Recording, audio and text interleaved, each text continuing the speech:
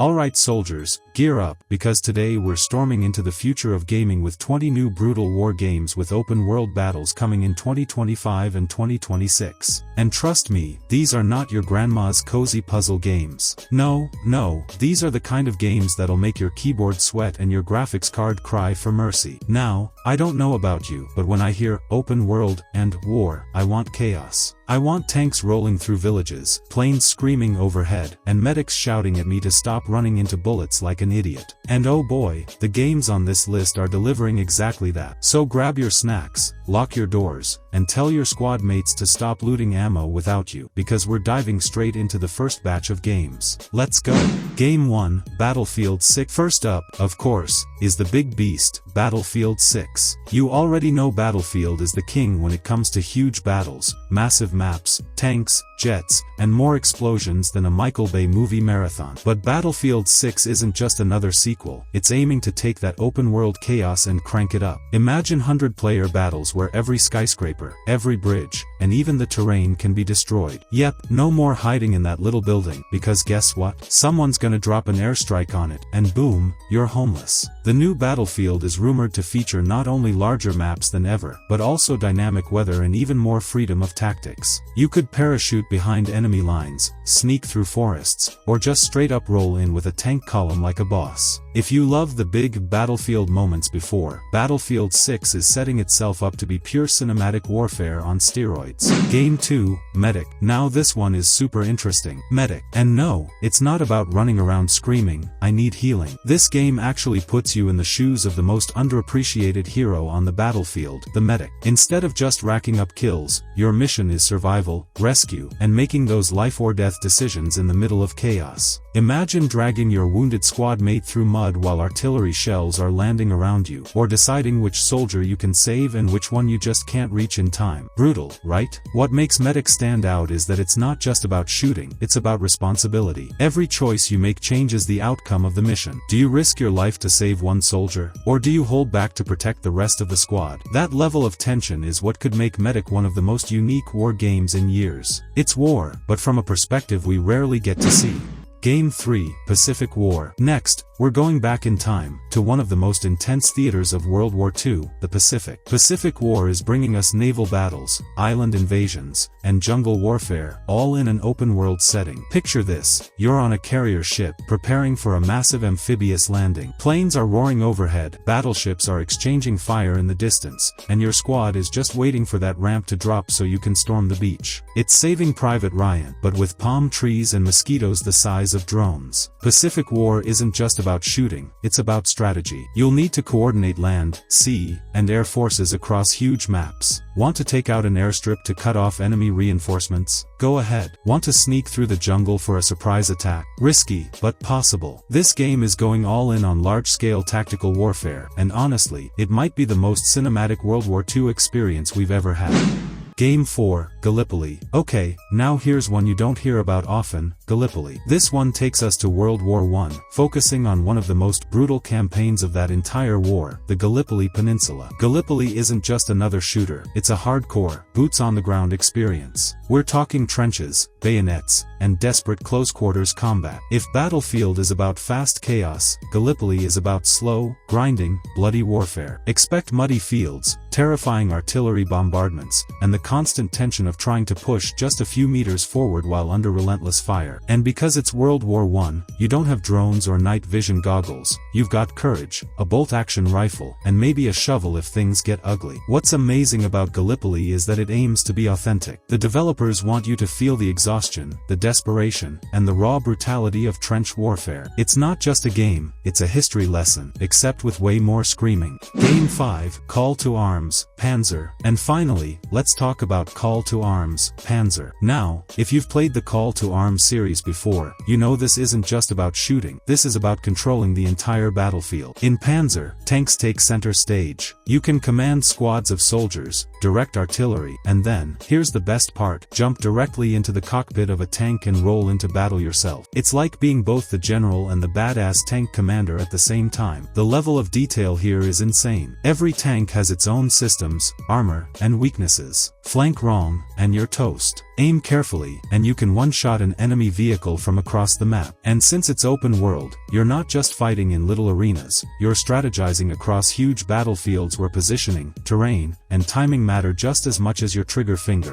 Game 6, Black Vultures. Next up, we've got Black Vultures. And no, it's not a bird-watching simulator, it's a gritty tactical shooter that's all about survival and realism. Think of it like Escape from Tarkov, but instead of just looting and extracting, you're caught in brutal war zones where everything is hostile and the only way out is through. Black Vultures focuses on small unit tactics. You're not some superhero soldier, you're vulnerable, low on ammo, and constantly on edge. The AI is smart, the maps are unforgiving, and every single encounter could be your last. It's the kind of game where you'll spend 30 minutes sneaking carefully, only to have one enemy sniper end your entire run. Brutal? Yes. Addictive? Absolutely. This one is for the players who love high tension, realistic gunplay, and the sweet sound of extracting with loot after surviving the impossible. Game 7, War Thunder Infantry, 1300 hours. Now this one is exciting. War Thunder Infantry. You probably know War Thunder as the game with planes, tanks, and ships, right? Well, now the battlefield just got even bigger because infantry is joining the fight. Imagine it, you're in the middle of a tank battle, shells are flying, and suddenly squads of soldiers are sprinting across the field, setting up rockets, and calling in support. It's basically full combined arms combat, ground, air, sea, and now boots on the ground. This changes everything, because instead of just rolling around in tanks, players can hop out and actually fight in close quarters, capture objectives, and bring a whole new layer of chaos to War Thunder. And since Gaijin loves realism, expect crazy attention to detail, like weapon ballistics, armor penetration, and realistic squad tactics. Basically, this game is going to make you wish you'd stayed in the tutorial. Game 8, 83. Alright, this one's for the Cold War fans. 83 is a massive multiplayer shooter that asks, what if World War III actually happened back in 1983? Spoiler, it's not peaceful. This game is all about large-scale Cold War battles, with NATO and Warsaw Pact forces clashing across Europe. Think tanks rolling through German villages, fighter jets screaming overhead, and infantry squads desperately holding the line in wide-open fields. What makes 83 stand out is its mix of authenticity and scale. The weapons, vehicles, and tactics are straight out of the Cold War era. No drones, no fancy lasers, just classic military tech and raw firepower. It feels like stepping into an alternate history where the Cold War actually went hot, and you're the poor guy stuck on the front line. Honestly, if you've ever wanted to see what would happen if the Berlin Wall fell with bullets instead of protests, 83 is your game. Game 9, Hunger. Now here's something different. Hunger. And no, it's not about cooking MREs, it's about surviving in a war-torn, post-apocalyptic world where resources are scarce and every bullet counts. Unlike traditional war games where you have endless ammo and gear, Hunger is about desperation. You'll scavenge ruined cities, fight rival survivors, and make brutal choices. Do you share food with your squad, or keep it all for yourself to stay alive longer? The combat is raw and gritty, guns jam, ammo is rare, and melee fights can be terrifying. And the open world setting means you'll never know what's waiting around the corner, an ambush, an ally, or just an empty can of beans. Hunger is more than just shooting, it's psychological warfare. It forces you to think like a survivor, not a soldier, and that's what makes it so brutal. Game 10, Call of Duty, Black Ops. You knew it was coming, Call of Duty, Black Ops 7. Yep, COD is back at it again, and this time it's pushing into the future of storytelling and chaos. The Black Ops series has always been about espionage, conspiracies, and wild plot twists, and Black Ops 7 is rumored to crank all of that to the max. Expect globetrotting missions, experimental weapons, and of course, the classic multiplayer chaos that Call of Duty is famous for. But here's the kicker, there are strong hints of a more open-world campaign. Instead of being dragged mission to mission on rails, you might get freedom to choose how and when you tackle objectives. Think less corridor shooting and more sandbox warzone. That could be the biggest shakeup in Call of Duty history. So yeah, prepare your loadouts, because COD isn't slowing down anytime soon.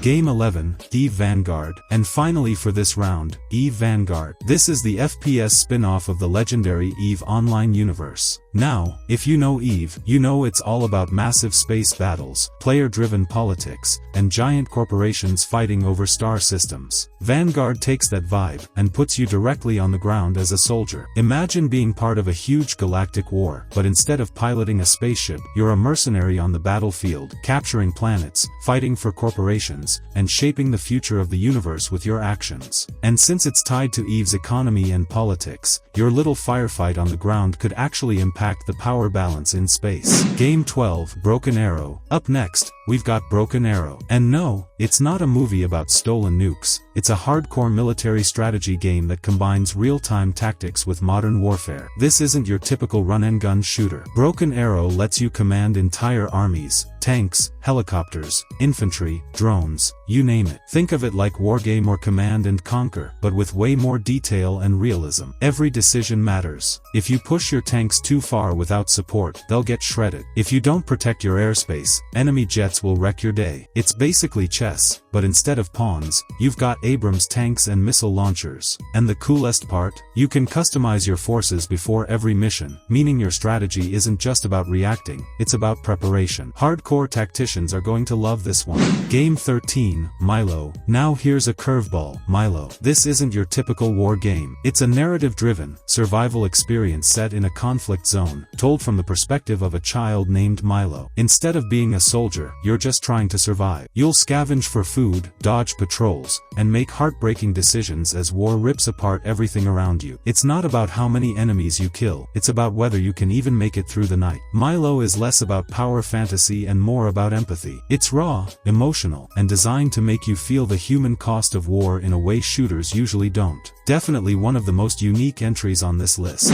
Game 14, the Defiant. Next we've got the Defiant. This one throws you into a guerrilla resistance movement, where you're outnumbered, outgunned, but definitely not out of the fight. The Defiant focuses on asymmetrical warfare. You won't have tanks or air support, you'll have sabotage missions, ambushes, and clever hit-and-run tactics. Think Far Cry mixed with Spec Ops, The Line, where your small group of fighters takes on a massive occupying army. It's all about using the environment to your advantage, striking quickly, and then disappearing before the enemy can crush you. If you've ever dreamed of being the underdog freedom fighter who turns the tide, the Defiant is your playground. Game 15, Red Recon, 1944. Alright, World War II fans, this one's for you. Red Recon, 1944. This game puts you in the boots of Soviet special forces as they sneak behind enemy lines during the Eastern Front. Unlike traditional shooters that drop you into big battles, Red Recon is all about stealth, sabotage, and infiltration. Cutting enemy communications, blowing up supply depots, and assassinating officers, all while avoiding detection. But don't think it's going to be easy. One wrong move and the entire German garrison will be on you. That mix of stealth and sudden chaos is what makes Red Recon stand out. It's the quieter, deadlier side of World War II we don't usually see in games.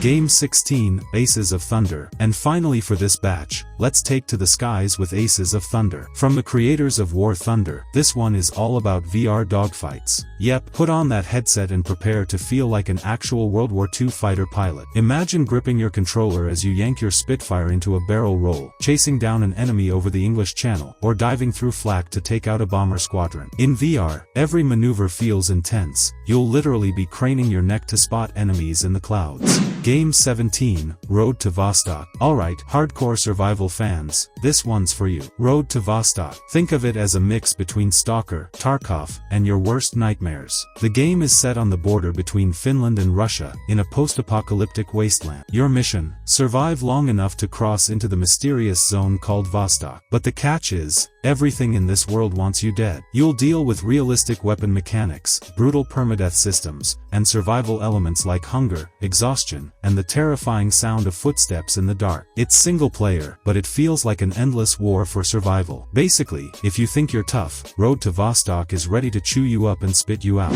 Game 18, Ferocious. Next up is Ferocious. And trust me, the name is accurate. Imagine crash landing on a mysterious island during wartime, only to discover it's crawling with prehistoric creatures. Yeah, dinosaurs. With guns firing in the background. Ferocious is part survival, part shooter, and part, holy crap, crap, that's a T-Rex. You'll explore jungles, rivers, and hidden bunkers, fighting both soldiers and giant beasts. Sometimes you'll be shooting enemy patrols, and sometimes you'll be running for your life from something with teeth bigger than your arm. It's chaotic, it's gorgeous, and it's a totally fresh spin on the war game genre. Because honestly, who wouldn't want to storm a beach only to find out the real enemy is a raptor pack waiting in the trees?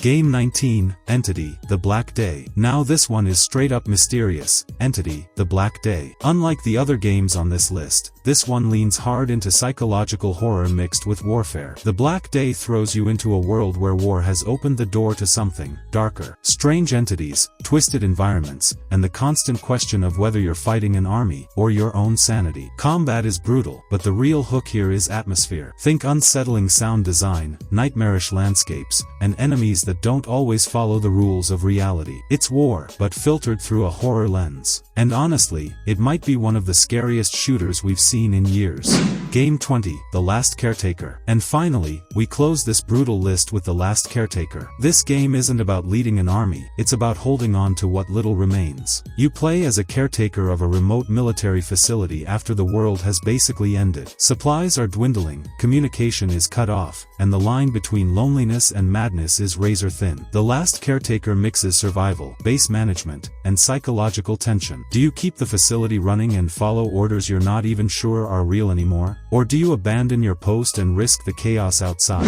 And there you have it, soldiers, 20 of the most brutal, insane, and downright wild war games coming in 2025 and 2026. From massive open-world battlefields to terrifying survival experiences, this lineup proves one thing: the future of war gaming is looking absolutely stacked. Now, the real question is, which one of these do you want to play first? Are you diving into Battlefield 6 for the chaos, or are you more about the survival nightmare of Road to Vostok? Drop your answer down in the comments. I'll be reading through them while I, respawn for the 47th time. If you enjoyed this video, make sure to smash that like button like it's an enemy bunker, and subscribe so you don't miss the next intel drop. Trust me, the war for the best games is only just beginning.